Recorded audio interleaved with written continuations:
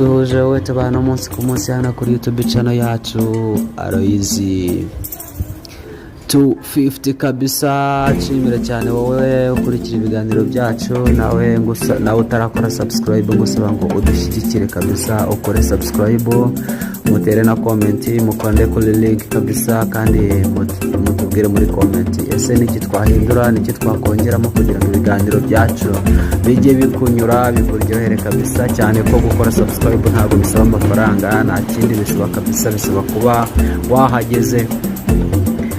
Muri kubona amafoto agiye atandukanye n'amazina biri kugenda, n'amazina kabisa biri kugendana. Turi Kwita Izina Abana Bingagi kabisa ku nshuro ya 20 ni Mukinigi kabisa, bisanzwe bibera niho n'ubundi umuhango ugiye kubera. None ubu nona kabisa umuhango watangiye nona kabisa, ni live kabisa, ni live hano Mukinigi.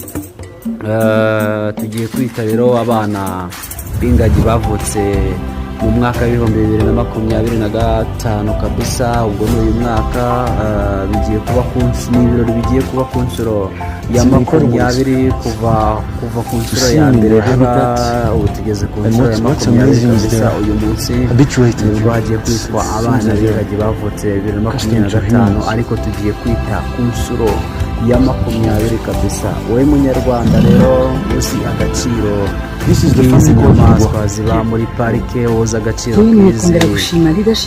kaba abana Bingagi, woza agaciro k'u Rwanda, woza agaciro ka visit Rwanda kabisa. Uzi icyo bikumariye kabisa, nagira ngo ube hafi kabisa ukurikirana ibintu live, wowe utabashije kujya kugira mu Kinigi kabisa. Abana bato bifuza kuza hano nawe ukabakora.